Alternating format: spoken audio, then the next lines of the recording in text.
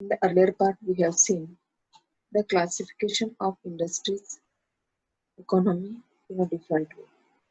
Now we are going to look the classification of economy with another criteria, the sectors in terms of ownership. Who is owning assets? On that base, the classification are made here. The public and private sectors. Which sector is called the public sector and which is called private sector? We are going to see here. Another way of classifying economic activities into sector could be on the basis of which owns assets on the responsible for the delivery and service, who run and own the activity and the asset. On that basis, this classification is made. The public sector and the private sector. The government owns most of assets and provides all the services. That is called public sector and the private sector. The private sector ownership of assets and delivery of services in it the hands of private individuals or companies. Railways or post office is an example of the public sectors, whereas companies like Tata, Iron and Steel Companies Limited like TISCO, and Reliance Industries Limited RIL are privately owned. So these are the activities in the private sector are guided by the motive to earn a profit. In the private sector, they always try to earn a profit. To get such services, we have to pay money to these individuals and companies. This kind of services, if we want, we have to pay money to the individual or the companies. The purpose of the public sector is not just to earn a profit. It is against a private sector can also do that activity, the project, but also collecting money from thousands of people who use this facility is not easy. For the private sector, collecting money which spent there is not easy. Even if they do provide these things, they would charge a high rate of their use. Maybe they will provide these services, but the private sector will charge high rate on the provided services. For example, the construction of roads, bridges, railways, harbors, generating electricity, providing irrigation through dams, etc. Thus, government has to undertake such heavy spending and ensure that these facilities are available for everyone. If the private sector will provide these facilities, if the private sector will do this project, that time the private sector will charge high rates and that high rates may not affordable to the all or may it will be lead to the exploitation of the people, economical exploitation of the people.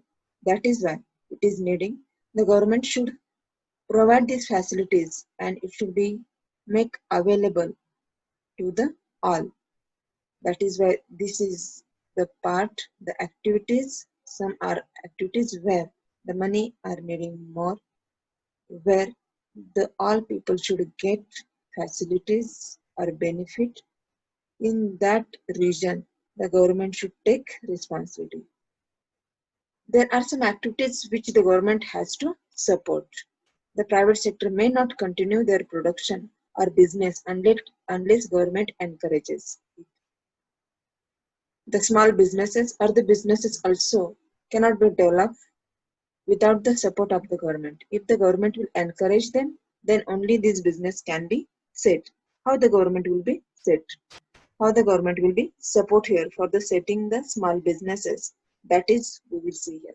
For example, selling electricity at the cost of generation may push up the cost of production of industries. The electricity which produced should be sold by the government on the cost of the production. Then it will support to the industries.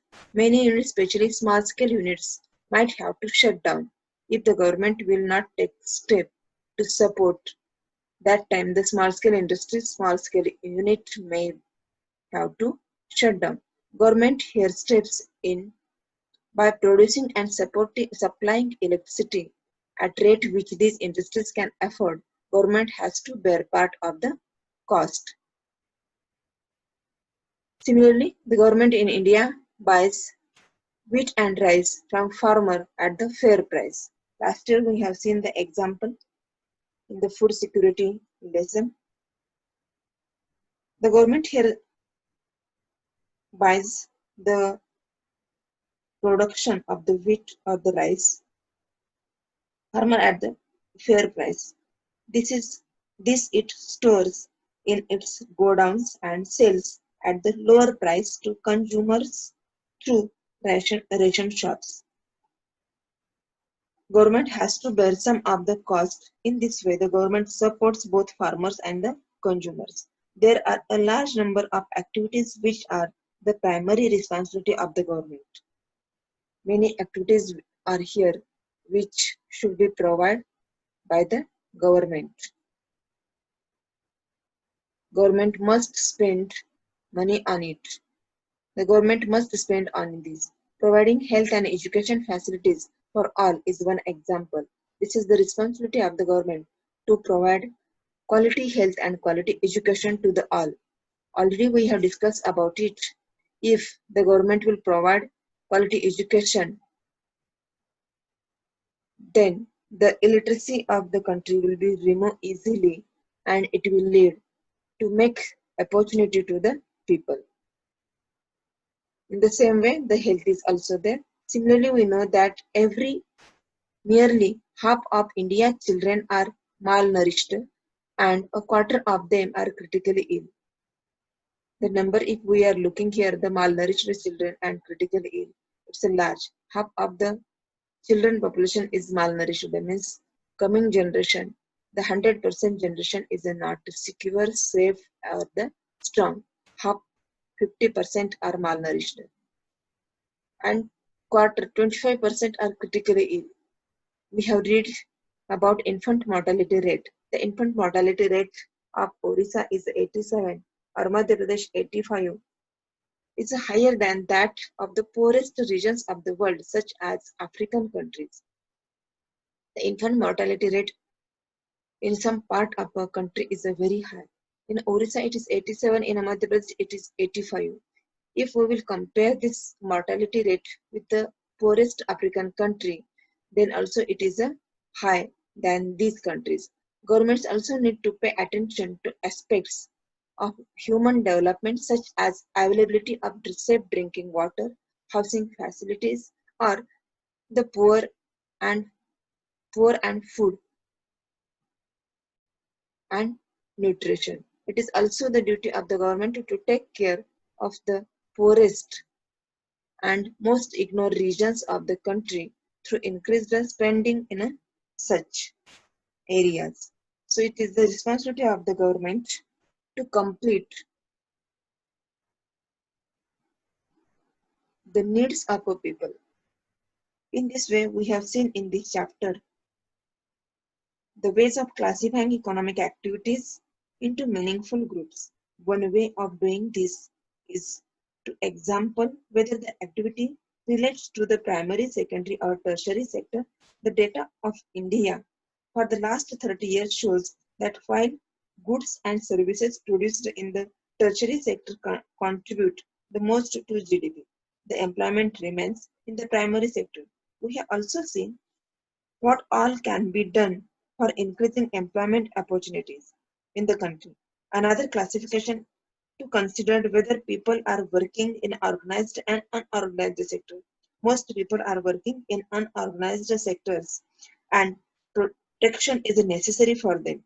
We also looked at the difference between private and public activities and why it is important for public activities to focus on a certain areas. In this way, we have studied the lesson here, the sectors of economy.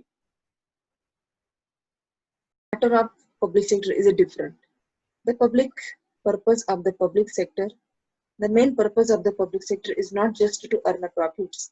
Government raise money through taxes and other ways to meet expenses. on the services rendered by it. Modernized government spent on a whole range of activities. What was these activities? What are these activities? Why do government spend on such activities? Let's find why these responsibilities are given to the government sector. We will see. There are several things needed by the society as a whole, but which the private sector will not provide at a reasonable cost.